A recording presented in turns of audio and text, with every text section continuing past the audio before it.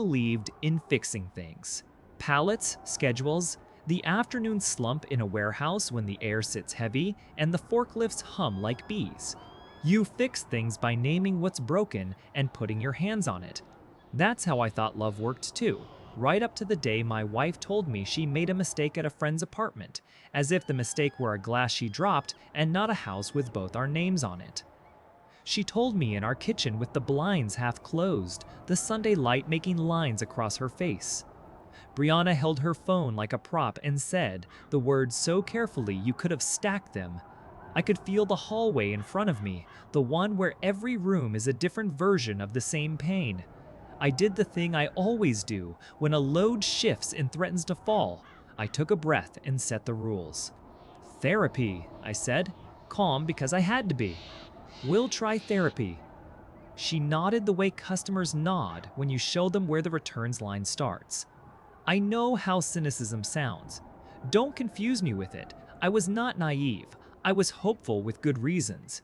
14 years, 2 rentals, 1 starter home that flooded twice, a winter where she cried through a diagnosis we never say out loud in rooms the kids can hear, and a spring where our savings became a family through a door marked adoption. You don't throw a life like that into the river because someone tells you they tripped. We started on a Wednesday, the day my shift lets me sneak out early if the afternoon freight is light. The counselor's office sat on the second floor of a brick building in Decatur that used to be a dentist or a bank. I couldn't tell. There was a plant that looked more alive than I felt, and a box of tissues where your eye goes first, like she'd gamed the room. The therapist. Alicia had a steady voice, the kind that could get a bus across town on time. "Tell me the first true sentence," Alicia said. "I made a mistake," Brianna said, as if she were reading a script nailed to the back of her teeth. "At your friend's," I said, so we all knew which page we were on. Alicia looked at me. "What's the first true sentence for you?" "My wife said she made a mistake," I said. "I want to fix what can be fixed and know what can't." The first session was a tour of our history with the lights off. You can feel where the furniture is, mostly, where the kids' toys catch your foot, where the chair you both sit in dips in the middle. Alicia laid rules like bookmarks. Leave the kids out of our arguments. Say what you did not, what you intended. Name what you need, not what you fear. I liked the rules. You can stack rules. You can count rules. You can keep your hands busy with rules, and a man like me needs something to hold while his life stops speaking his language. Then came the drip. Session 2. Brianna added an inch. "It was just hugs," she said, shrugging one shoulder, like, just could shrink a thing enough to carry in your pocket. Alicia didn't move. Define just. "Like long hugs," Brianna said. "I was sad that week. I felt seen." She looked at me like I'd argue with gravity. "We were on the couch, over the blanket. It wasn't." She let the sentence die before it told the truth. I nodded because I needed to move somehow. "Okay," I said, "because if you don't say okay, you say something you can't unsay." We drove home quiet. The kids were at my sister's for the evening. I stood at the sink and scrubbed a pan with the violence you save for objects, and Brianna leaned in the doorway and said, "You're being dramatic," and I said, "I'm scrubbing a pan," and both of us knew we were talking about different things. Session 3, kisses, she said, lighter than the word. "You can make a mouth sound like a bell or a knife." She chose bell. "What kind?" Alicia asked, a steady voice asking crooked questions. "Regular," Brianna said.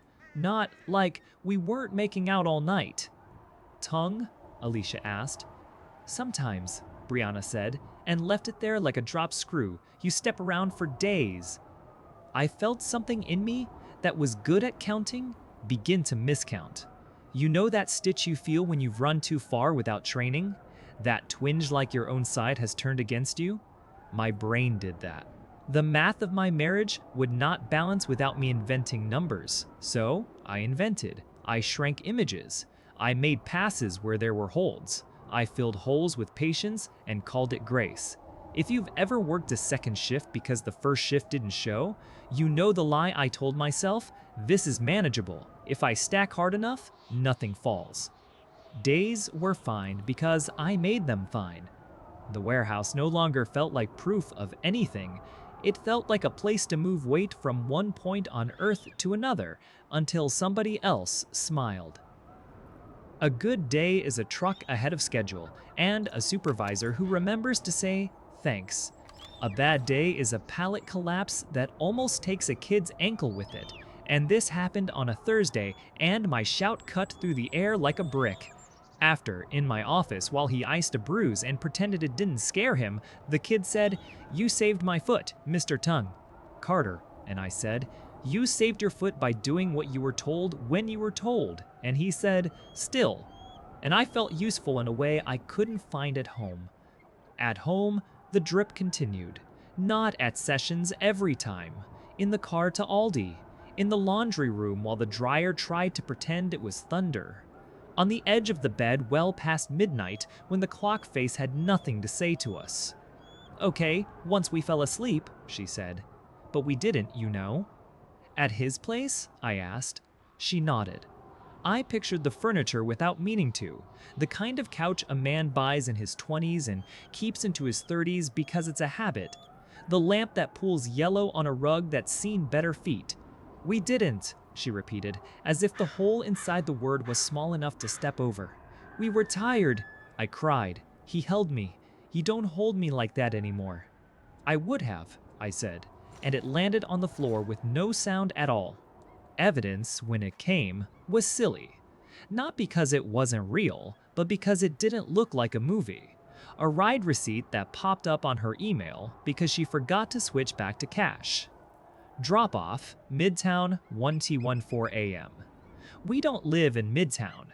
A Cash App note with a peach emoji, which is either a fruit or a body part depending on who you are. Her phone's Do Not Disturb schedule changed from 10 p.m. to start at 7, which is a number you feel in your bones when you put kids to bed and then go back downstairs to be people. The smell of a soap that isn't ours. A slip of paper jammed in the dryer lint trap that turned out to be a folded keycard sleeve from a motel off I-20 that claims, "All new rooms," with an exclamation mark like a dare. I kept the evidence in my head, mostly because I'm a man who has learned the price of slamming papers on tables. Alicia will tell you this later if you ask her. Men like me get angriest about the little things, and not because we're small, but because little things are the breadcrumbs we have to follow when the loaf is gone. You follow because you need a map. You follow because maps feel like mercy. Session 5. The drip returned. Brianna's face looked softer than I remembered when we met. Less edge, more blur. The couch under us looked like every couch like this. Brown fabric that hides stains, pillows nobody touches. "It was more," she said, voice far away. "More what?" Alicia asked. "More than kissing," Brianna said, watching a spot on the wall like it would nod. "Once, we stopped. It was wrong." You know how a roll-up door rattles down when you hit the chain too hard? That feeling when the metal slaps the concrete and you know every neighbor on the dock felt it in their teeth? That happened in my chest. "My boundary," I said, slow enough to make sure I was speaking English. "No more little truths. No more once and then a bigger once next week. I need the full story, all of it, now. Or I need no story at all, and I leave." The office made a sound like it sucked all the air out to save it. The plant stopped rustling. A car backfired on the street and none of us flinched. Alicia's pen rested on her pad as if it had never written anything, and Brianna's mouth made an "Oh, I used to kiss." She reached for my knee. I moved my leg. The hand hovered and then found her own lap like it belonged there all along. "I can't," she whispered. "Can't tell me or can't stand to say it?" I asked. I wasn't cruel. I made my voice the speed of rain when it's finally letting up. "Both," she said. I stood.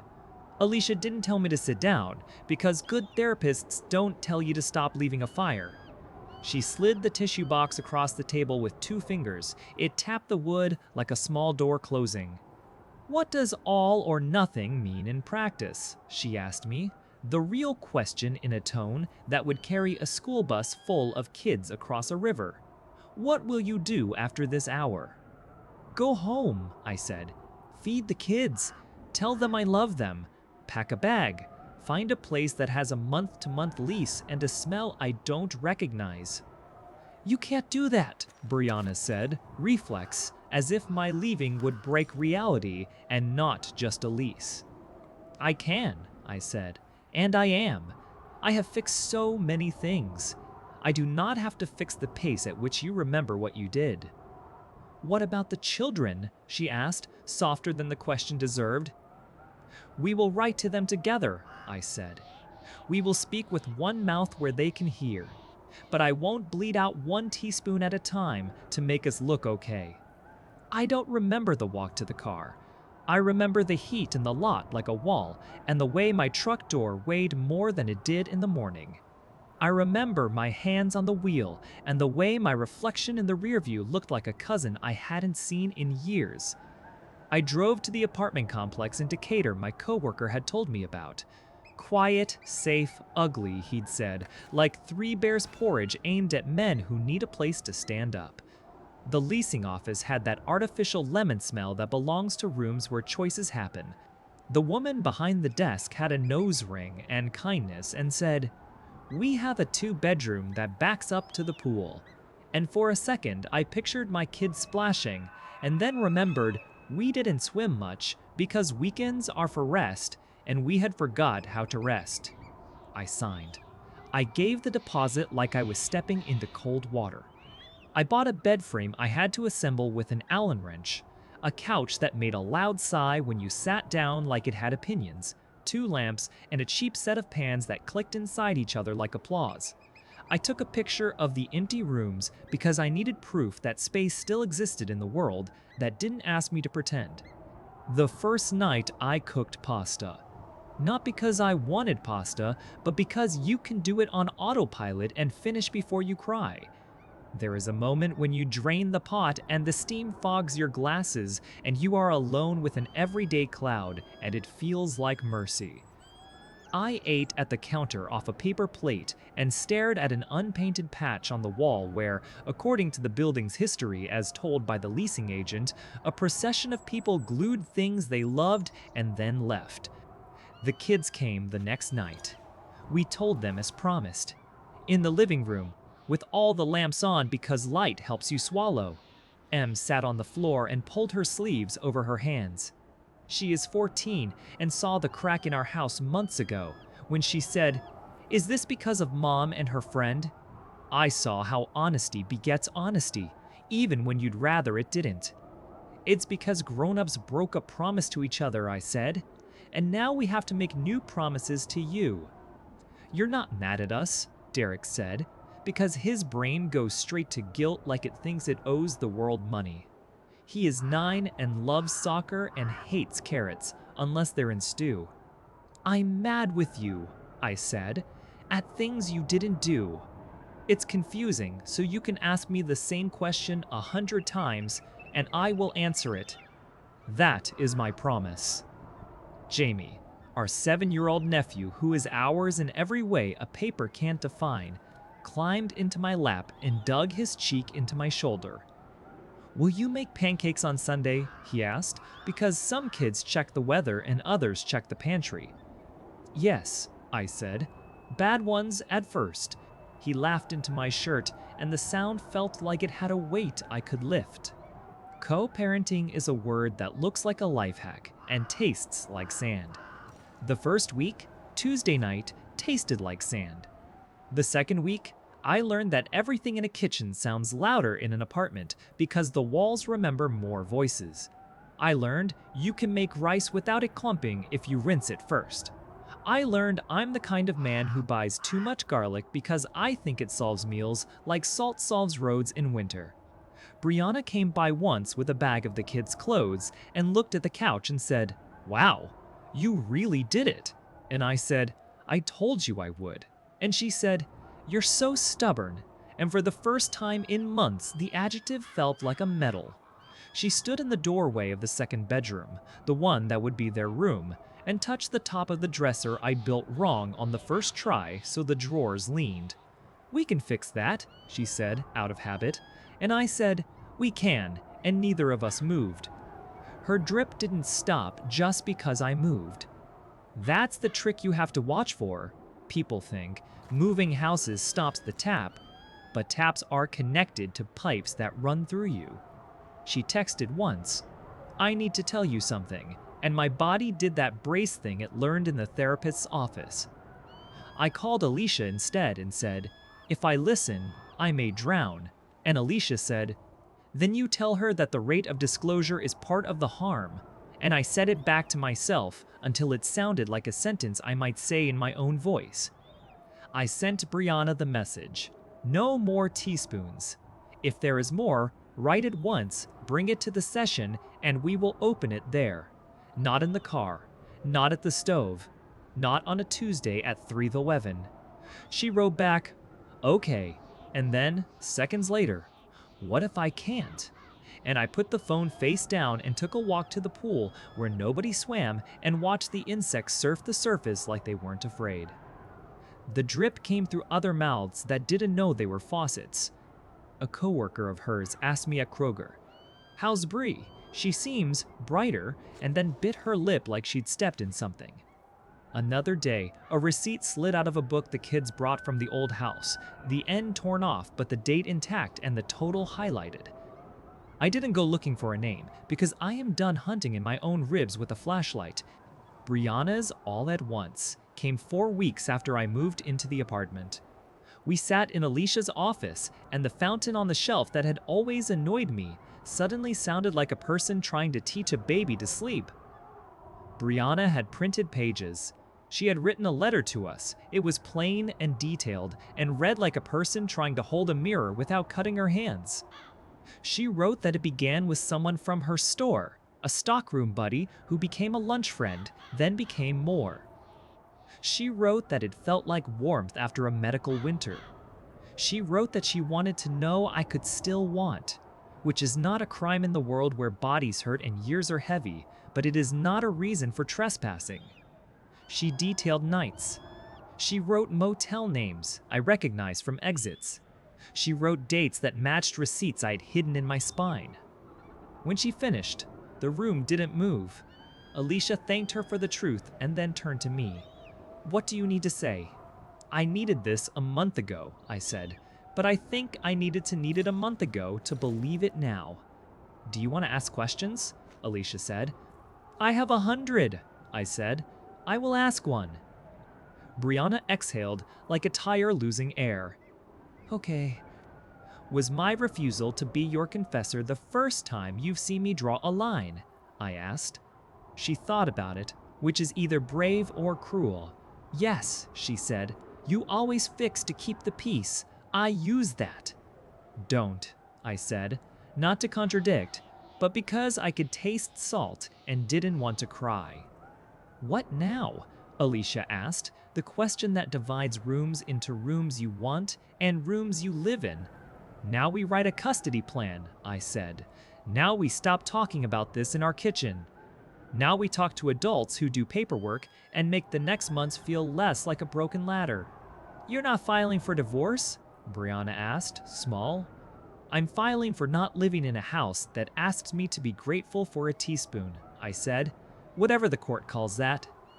We did paperwork. Paperwork is a balm for certain wounds. It does not fix them, but it acknowledges them with stamps and signatures and lines where your name belongs. I moved my toolbox into the second closet, and it felt like admitting, I can live in a world where the only thing I fix is a drawer that sticks. Decatur grew on me. There is a park where runners nod at each other like they're in a club with no fee. There's a school where parents wave through car windows with a softness that looks like permission. There's a diner that doesn't care that I order the same thing every time and forget that I'm there alone. On Sundays, I make pancakes so often the griddle retains the shape of circles. The first 3 are always bad. The 4th is magic. The kids pretend not to notice and then clap when a flip lands clean.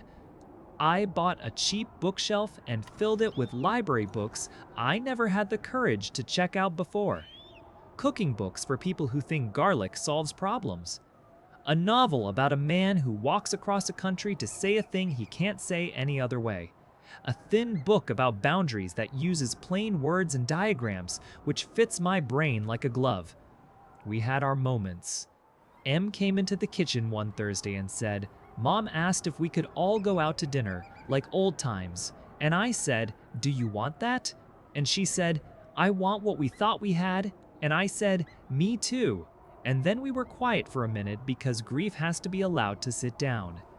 Derek hid a note under my pillow that said, "Dad, you are my favorite cooker." And I cried in the bathroom because paper towels are better at it. Jamie brought home a beans plant from school and we put it on the window and watched it reach for the light the way hope does when nobody interrupts it. Brianna asked, once, in the therapist's office and not in our kitchen, if we could try to date on purpose. And I said, "Thank you for asking me here." And after a beat, I said, "No." And she nodded and said, "I thought so." And there was no anger in the room, just a shared relief we could name. I did not destroy her reputation. I did not call her boss. I did not mail copies of her letter to her mother. Maybe that makes me soft. Maybe it makes me a father. The kids will grow up and retell the story in their own language. I want their version to have tired men who still made pancakes, not men who kept score with knives. I saw him once, not the man from her store, though I saw his car at the complex 2 buildings over and made the choice not to memorize his plate. The him was me. In the glass window of a storefront on Ponce, my reflection and my children's braided together. I saw a man who did not look brave or broken. I saw a man who carried bags of groceries without looking like they would split. I saw a man who finally cooked his own dinner and tasted it without waiting for someone to comment on salt. You want a moral? I don't have a tidy one. I have a reality I can stand in. Partial truth is a slow poison. You can either ask for the dose all at once and decide if you'll survive it, or you can drink it every week until you mistake the dizziness for love. I chose to survive it and then feed 3 kids breakfast. I still believe in fixing things. I fixed the leg on the cheap table, the complex furnished with the apartment across the hall. I fixed the shelf Em leans on when she laughs because she doesn't know her own strength yet. I fix a night by sitting in a chair between 2 beds when a storm makes the window bang and a little voice says, "Is it mad at us?" And I say, "No, it's just loud," and the voice sighs and sleeps. I fix what I can reach, and I name what I can't, and the lightness. The kind that lives in your chest and makes you walk like the air is on your side comes back in spoons, not teaspoons. Last night, after homework and dishes, after a call with my sister about the school fundraiser, and a second call to reschedule a dentist, I stood at the stove and stirred a pot. I used to hate stirring. The sauce thickened and the apartment filled with a smell that wouldn't have embarrassed me in any kitchen in America. I put plates on the counter. I called out, "Dinner!" and 2 sets of feet and 1 set of stomps ran in. Em walked in slower, phone in hand, pretending not to smile. The chair scraped. The forks tapped. "This is good," Derek said with his mouth full, which I pretended to scold and didn't.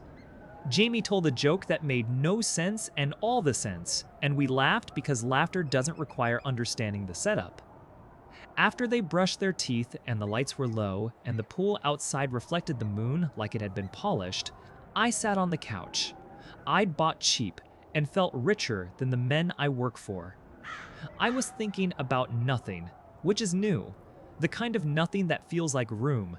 The kind of room you can fill on purpose. If your partner fed you the truth 1 teaspoon at a time, would you wait for the next drip? Or would you ask for the whole storm and build from what's left? If you were me, would you keep the door cracked for a future that looks like the past? Or would you lock it, cook your dinner, and learn the shape of your own quiet? Like, comment, and subscribe for more first-person stories about choosing yourself, holding your kids close, and rebuilding a home you can breathe in.